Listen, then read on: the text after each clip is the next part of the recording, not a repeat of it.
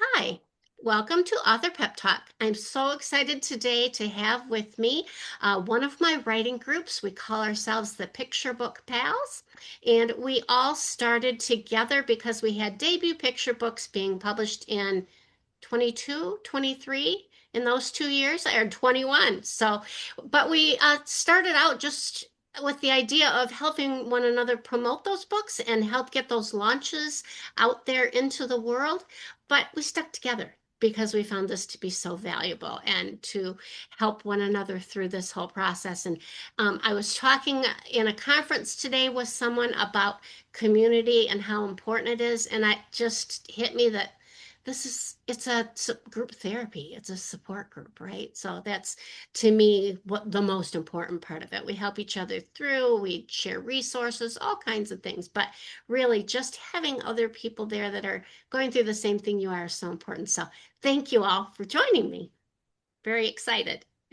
Does anyone want to start out? Anyone have a story or just a situation that they've dealt with challenges in their writing career? And if you didn't have a solution for getting past that, how has this group maybe helped you, or what have you done to get past those hurdles? Anybody want to share? Okay, I'll go first. Okay, great. Thanks, Okay. Nathan.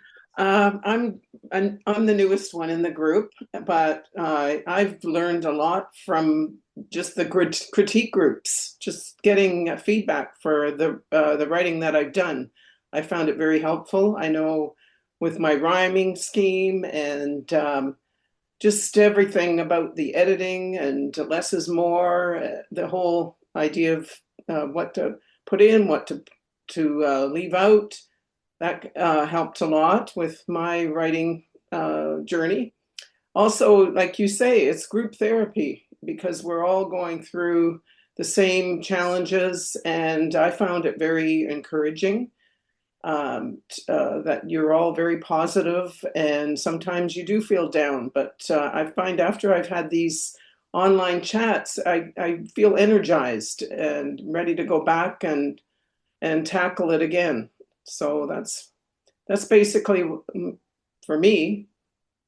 I agree completely that sometimes you don't want to let other people down, right? And you said it out loud. If sometimes when you say things out loud and say what your goal is or what your dream is, then it's like, oh, I already said that. I guess Yeah. I better stick to it. I better keep going. But great, thanks. I appreciate it. Anybody else have anything to share? I can go. Go, Um, Nikki. Okay. Thanks. yeah, I've really loved the hive mind aspect where we would get together in our meetings and say one of us brings up something with marketing or presentations, and when everyone just kind of puts their input in, it'll spark an idea. It's like, oh, I never thought of that, or I never looked at something that way. And I think that's one of my big takeaways of this group. It's like you guys get the journey Yeah. and you understand the highs, the lows, and having that creative mind group bringing together ideas, I think is really motivating, inspiring, and it's great for problem solving too. I agree totally. I love brainstorming anyway. And you're right. As soon as somebody says something, we might not even plan on talking about that specific thing, but then it just snowballs from one to the next. So it's been so helpful. I can't tell you how many times I got ideas for marketing from Natalia, for instance. Like in our groups, everyone has different strengths, right? Everyone has different things that they have to share. And we happen to have Natalia, who is actually in marketing. And so she's able to look at things a little differently than the rest of us do. And so she helps us to realize what we need to do on that front. So anybody else who wants to share? Erica, So, thanks. hi. Yeah, so it's our literary festival here now. So I've been doing school visits the past few days. And the one thing that I've been saying in the schools, people talk about what's it like to be a writer. And I was talking about sort of, in one way, it's a very solitary thing. You're sitting by, oh, sorry, my cat. You're sitting by yourself with your cat, maybe. And I talked about this group specifically because I was saying, at the end of the day, like this is our water cooler, and this is where we meet with each other. And, you realize, you're not in it together. You come out of your cubicle, and there's other people there. And I think it feels good. And you really do need that sort of connection because it is hard to sort of just sit in a room and sort of slog away at something on your own. But to know that there's other people out there, kind of working with you, in different projects, but working with you also. It's really helps. I love that. Our water cooler. I have to write that down and put that in the notes. Anybody else? Go ahead, Alana. I really appreciate the honesty that we share. Every day is not necessarily a high, and yet we've had lots of highs. Collectively, it's been very impressive, really, and quite energizing and inspirational how we've had highs. And that's the other piece of that. We can enjoy each other's highs. And so that helps you when you've got the low time because you feel a part of a family, a group, and the group is moving forward, even if perhaps that particular day you're not. And it feels so good to be able to share, but I just can't tell everyone enough. When somebody gets rejected or when a school visit doesn't quite go the way you want it to, or whatever has happened, how honest we are with each other. And I think that's just a tremendous attribute of this group. Totally. And I would say, it extends past even just sort of the professional lows and highs. And I think that in different ways, we've been there for each other. I've had a lot of difficulties over the last couple of years, and I really feel supported by the group, and it really means a lot. So. They were talking today in the conference I was at about neurotransmitters in the brain and how storytelling, when we hear someone else's story, we get those same oxytocin and levels. And I got that wrong, I think, but the same boosts that they got when that actual thing happened to them just by telling the story. So that goes back to what you were saying, Alana. So it's definitely especially when you get so you feel close with people and you spend enough time with them, it's really is helpful. We celebrate, but we also commiserate too, right? And let me just tie that together. We create a safe space. It's a really safe place for us to share our feelings, whether it's about a relative, which has happened, somebody might be sharing, or whether it's about the writing journey, or whether it's just a frustration. I appreciate the safe space. I love that. Yep, absolutely. A safe water cooler. Go ahead, Berrie. I really appreciate the critiques on when your book comes out. The reviews are great. It really gives you a little bit of incentive for other people to leave reviews, and I really love doing reviews for other people too. So that's really been very, very helpful. Yeah, that's one of those things that people who aren't authors don't realize how important that is to get those and to have the group that is automatically, oh, of course, I'll go and review that book for you. So I agree. That's really helpful too. Go ahead, Robin. It is wonderful to have a place where people celebrate so genuinely. There's no reservation that, well, your book got published and mine didn't. That just isn't here at all. Right, we're all doing different things in different spaces, but we all genuinely are joyful for each other when something good happens. And I agree, Berrie, I do appreciate very much being able to come to this group and say, okay, I need 6 more reviews. And I know that it's not embarrassing to do that because we're here to do that for each other. Right, because it is hard to ask people to do that, but you're right, it doesn't feel that way here. I love that. That's great. Natalia, do you have anything to share? Absolutely. I really appreciate the insider's perspective that you all bring. Every time we share news, I feel that one of the benefits of this group is that we are, worldly. Between Kelly in Spain and Canada and the US, there's just so much terrific knowledge sharing that comes out of these groups. And when you share, you don't just talk about the, dates and times and, impending conferences and festivals, but we share our experience. And I think that is completely invaluable. And I love that. I agree. Good point. I forgot to have everyone introduce themselves at the beginning, but I will make sure to put your contact information and down below in the show notes, and include your websites or whatever you'd like for me to include. So I appreciate that. And I think everybody's names are up here, so that's good too. Let me think. I was going to ask a little bit about imposter syndrome because I know that that is a huge issue for a lot of authors, including myself, and even Stephen King has a quote about imposter syndrome. I can't remember what it is exactly, but and I think maybe all creatives, but definitely all authors, I think, deal with it. So anybody talk to that at all, or how when they first started, or even still now? I have a recent imposter syndrome feeling. Last week, I went to a school. I'm a local author in my community, of course.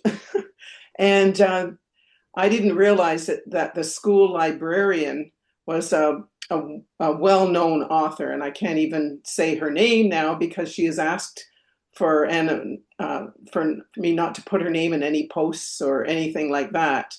But after I found out that she was at this particular school, I was already going to it, and I felt humble because here she is, this well-known Canadian author, and I'm going to her school, but it went really well. She was so welcoming and supportive, and I came out of there feeling so good. But all leading up to it, I was feeling very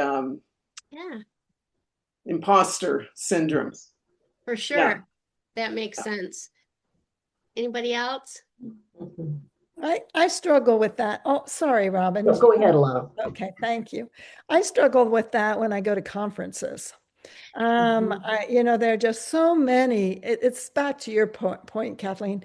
There's so many accomplished writers at conferences, and I'm sure that your listeners and viewers feel that too. You go to a conference and you're kind of wowed by it all and think, well, I do things a slightly different way to get published, and so I don't know, how that's going to be received, and I don't know what.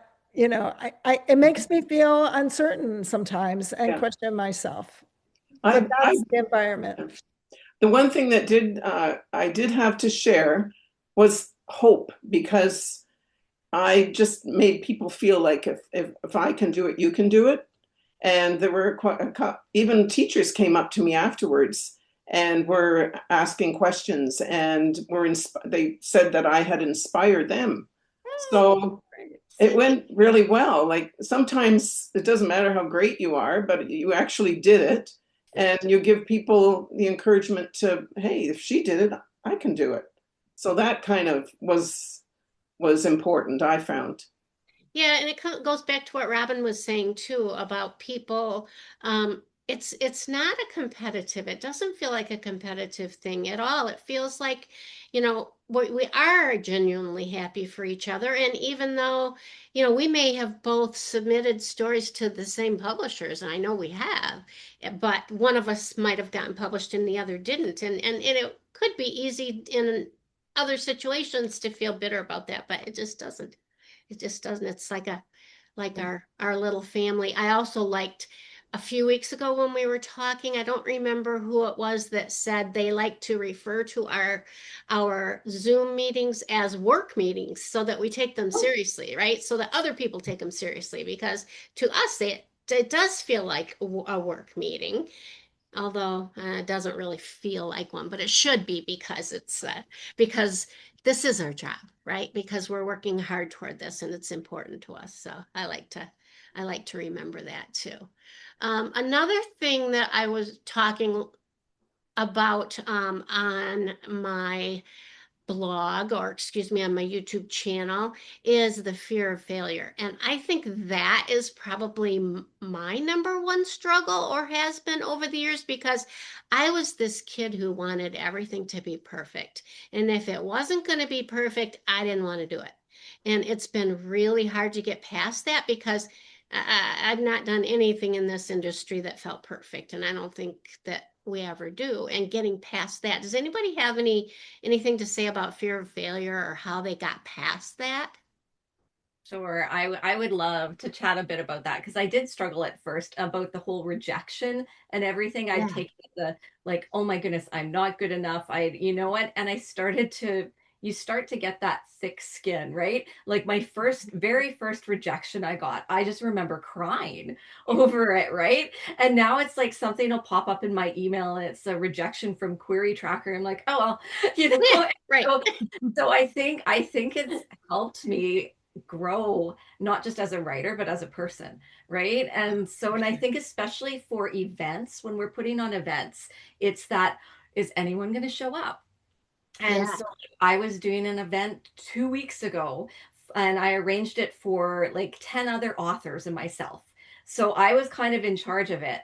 And I was pretty stressed out because I'm going, okay, it's one thing if it's just me and no one shows up, oh well, but I'm like, these other authors are counting on me.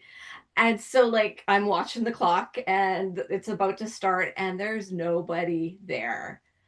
And I'd worked my butt off trying to promote this. And I'm like, oh my goodness. And so I just left my ego. I checked my ego at the door. I went outside the store place that we were at, and I started pulling people in off the street. Okay. And so it was slow, but it ended up, the authors are like, this is the best event we were at. Like it ended up, we had a lot of people eventually, and people were like, we didn't even know this was going on.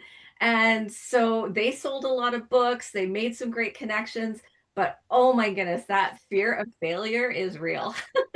Oh, that's an awesome example because you had to step out of your comfort zone for sure. And that's another thing that as authors we really have to do too, is step out of our comfort zone and ask for help, or like you said, take that.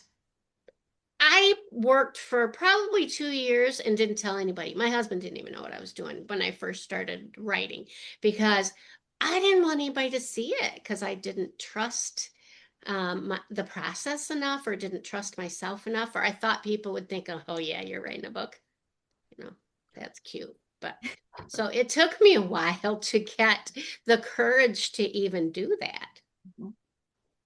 I think that once that you press send on that first project, you have to sort of check your ego at the door. There's a lot of rejection in the industry. And, again, we're talking about we celebrate each other's successes, but we also know that we're all on this, different trajectories, but we're all on the same road. And there's a lot of rejection in writing. So I think that you just have to, from the very beginning, just know that like the hardest thing you're going to do is that sending out that first piece of work, out into the world. You're putting yourself out there. It's not just your writing, it's a piece of you. But I find it really encouraging and humbling. Every once in a while on social media, you'll see like a New York Times best-selling author will post a picture of an empty room for an author talk, and you realize like it's not just happening to us, like but it's happening to everybody across the board. And I feel like the writing community. It's definitely this core group for me, but it expands so much larger than that because when somebody posts something like that for other people to see, it that they feel humbled in those moments. And I don't know, it just makes you realize we really are all in this together. So it's Oh, you don't want to sure. see somebody else that happened to somebody Yeah, else, but I know, it but does make you realize, yeah. that whole misery loves It's all company. part Yeah, of it. me It's all too, part me of it. too. Yeah, exactly. How about you, Heather? Did you want to share anything? Yeah, I feel I definitely identify with some of the things people have been saying. I refer to myself as a recovering perfectionist. Yeah. With 5 children, it's hard to keep everything perfect anyway. That I've had to like let some things go. But like you, Cindy, I kind of was a closeted writer for a while. I thought about it and I'd write down ideas and I'd, keep snippets of things here and there. But I thought, I don't know if I can make this work. And I still struggle with that. I think that's why I have so much trouble. The hardest part of the process for me is writing the first draft, even though I know that none of my first drafts are ever going to be perfect when I first write them, but there's something about like wanting to feel prepared and have it all plotted out or whatever in my head before writing a story so that I don't get stuck and feel like this is not, worth my time.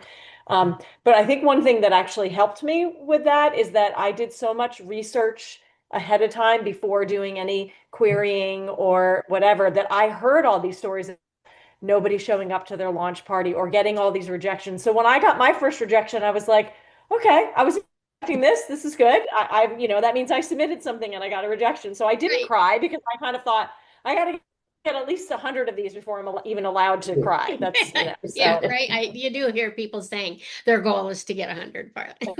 Everyone is one step closer or whatever, but that's awesome.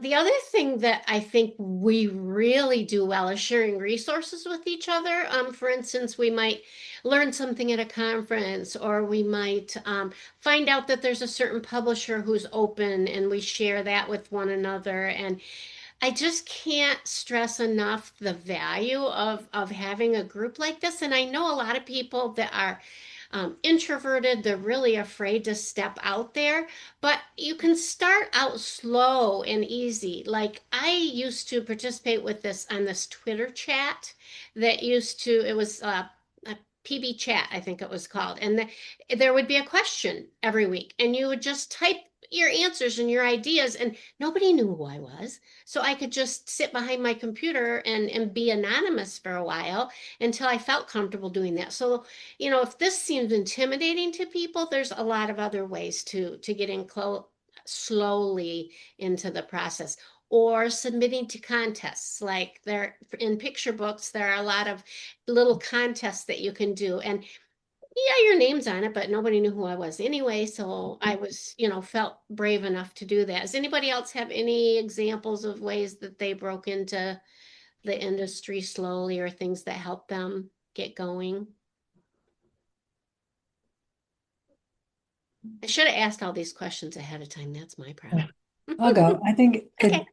it took me a long time to get up the confidence to actually. I didn't go to school I went to art school, but I didn't go for illustration.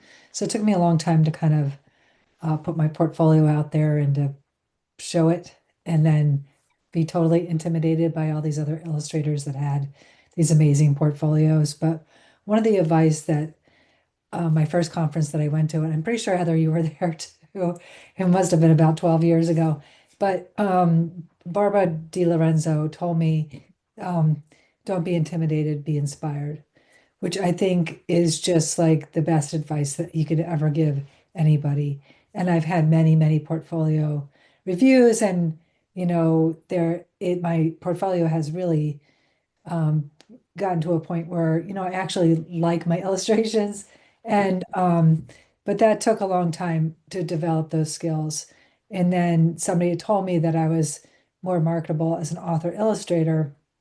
So then that's when I started writing stories. And the biggest boost for me for writing was getting that Cardinal Rule Press, winning the yearly contest for Just Ducky out of 1,000 participants. So I was like, okay, she didn't know that I was an author illustrator. I got in through my writing, and then she realized I was an illustrator as well. So I was like, I think I made it. I think I might be there. Yeah, you had to take that step though, right? And that's what's so Yes, hard exactly. Yeah. for everybody to take that first step. But Mhm. and that's a big part of the journal that I'm working on for writers and writing groups. And I hope to share some of that with you all and get some feedback, because you all are just so knowledgeable about things that are happening. We're all going through the same journey, but it's totally different for everybody, right? So we all have bits and pieces that we pick out here and there. And I think it's really valuable to be able to share that with everyone. So I appreciate you all doing this for me. Again, I will put all of our contact information in the show notes. And anybody else have anything that's jumped in their head at the last minute? Go ahead. I was just gonna add to what Berrie was saying, that I'm now remembering. I don't know where I read it, but somebody's piece of that goes along with what you were saying too, Cindy, is what they did was they said yes to everything, and not in reason. I mean, there are ways to get involved in the community that don't cost you anything, like you said, PB chat, but also if you subscribe to blogs where you're Right. at the industry from various perspectives. And sometimes you just writing a comment saying, thank you for posting this, or whoever wrote the article. And sometimes there's a book entry, or you win critique, or I have actually won like a lot of like free books or a free critique or a 20-minute Ask Me Anything session. And just talking to other authors and hearing about their journey has helped me along mine.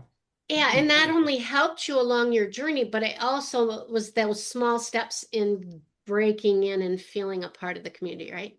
What were you going to say, Erica?